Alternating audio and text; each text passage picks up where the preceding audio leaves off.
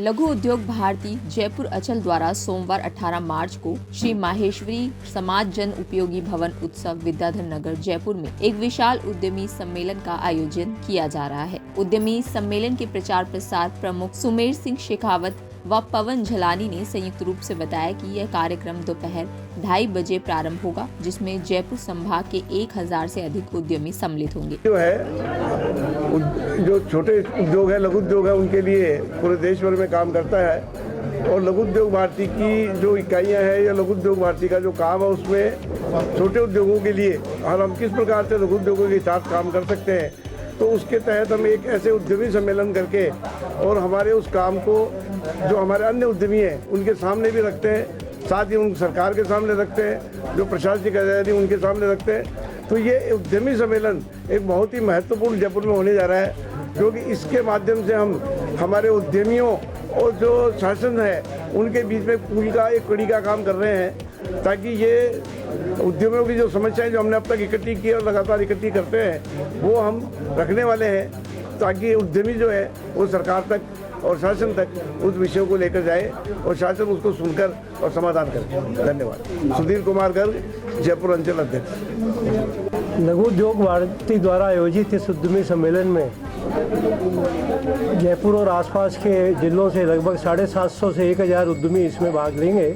ये 18 तारीख को 2:30 बजे से कार्यक्रम रहेगा और शाम को 5, साढ़े 5, 6 बजे तक कार्यक्रम चलेगा। जैसा कि हमारी अध्यक्षा ने बताया, सचिव ने बताया कि इसमें अपने राजवर्धन सिंह जी और प्रदेश के उप मुख्यमंत्री दिया कुमारी जी इसमें उपस्थित रहेंगी।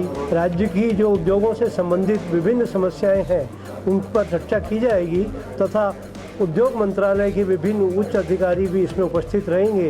ये एक ऐसा आयोजन है जिसमें कि उद्योगों के विकास को और उत्थान को एक नई दशा व दिशा मिलेगी। हाँ मैम, बताइए किस तरह का कार्यक्रम है। आप सभी को नमस्कार। लघु उद्योग भारती जयपुर प्रांत के द्वारा 17 और 18 तारीख को जयपुर के ही विद्याधर नगर स्थित उत्सव जन उपयोगी भवन में एक कार्यक्रम का आयोजन किया जा रहा है, जिसमें 18 तारीख को 2:30 बजे उद्यमी सम्मेलन का आयोजन किया जा रहा है, जिसमें जयपुर और जयपुर के बाहर से सभी जगह से उद्यमी बंधु पधार रहे हैं। ये उद्यमियों के लिए कॉन्क्लेव है और इसके मुख्य अतिथि हमारी प्रिंसेस दिया कुमारी जी हैं जो कि उप मुख्यमंत्री हैं, और राज्यवर्धन जी हैं जो हमारे MSME मंत्री हैं, वो पधार रहे हैं। साथ ही हमारे संगठन मंत्री श्रीमान प्रकाश जी भाई साहब, राष्ट्रीय अध्यक्ष श्रीमान घनश्याम जी ओझा और हमारे प्रदेश से हमारे महामंत्री हैं योगेंद्र जी भाई साहब और हमारे प्रांत के अध्यक्ष सुधीर जी गर्ग, और हम सभी लोग उपस्थित रहने वाले हैं।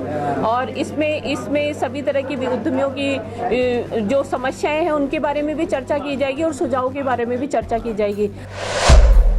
अयोध्या में राम मंदिर के लोकार्पण के बाद रामनवमी पर रामलला के दर्शन के लिए मंदिर 24 घंटे खुला रहेगा। इसी के लिए योगी सरकार तैयारियों में जुटी है। इस मौके पर क्राउड मैनेजमेंट के लिए खास प्लान तैयार किया जा रहा है। इस बार रामनवमी 17 अप्रैल को है। यूपी के CM योगी आदित्यनाथ ने रामनवमी पे राम मंदिर को दर्शन के लिए 24 घंटे खोलने के निर्देश दिए हैं। इसके बाद इसकी तैयारी शुरू कर दी गई है।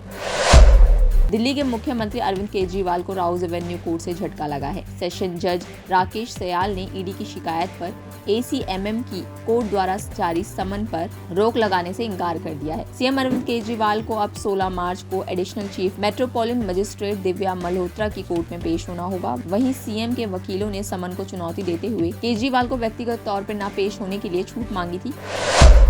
भारत में CAA लागू होने के बाद से कई अंतर्राष्ट्रीय देशों और संस्थानों ने इसके ऊपर टिप्पणी की है। अमेरिका ने नागरिकता संशोधन कानून पर कहा है कि वो इस पर विशेष नजर बनाए हुआ है। अमेरिका के इस बयान के बाद भारत विदेश मंत्रालय ने उनको जवाब दिया है। MEA यानी विदेश मंत्रालय ने कहा है कि CAA कानून भारत का आंतरिक मामला है। यह मानवाधिकार के प्रति भारत की प्रतिबद्धता को बताता है। CAA से लोगों को नागरिकता मिलेगी, किसी की भी नागरिकता छीनी नहीं जाएगी। अमेरिका पर तीखा हमला करते हुए विदेश मंत्रालय ने कहा कि अमेरिका या दूसरे देशों को इस मामले पर बयान गैर जरूरी और तथ्यों पर आधारित नहीं है। भारत में सभी धर्मों के लोगों के संवैधानिक अधिकार मौजूद है। जो लोग भारत की परंपराओं और क्षेत्र के विभाजन के बाद के इतिहास को नहीं जानते, उन्हें भाषण नहीं देना चाहिए। भारत के भागीदारों और शुभचिंतकों को हमारे इस इरादे का स्वागत करना चाहिए। ईडी अधिकारियों ने तेलंगाना के पूर्व सीएम केसीआर की बेटी के कविता को हिरासत में ले लिया है। के कविता को गिरफ्तारी नोटिस जारी किया गया था। ईडी के अधिकारी शुक्रवार को हैदराबाद में कविता के घर पहुंचे और कविता को सर्च वारंट और गिरफ्तारी वारंट दिया। कविता के घर की घंटों तलाशी ली गई। बाद में ईडी अधिकारियों ने कविता को गिरफ्तार कर लिया है। इसी तरह देश दुनिया की तमाम जानकारी के लिए आप बने द टुडे न्यूज़ के साथ।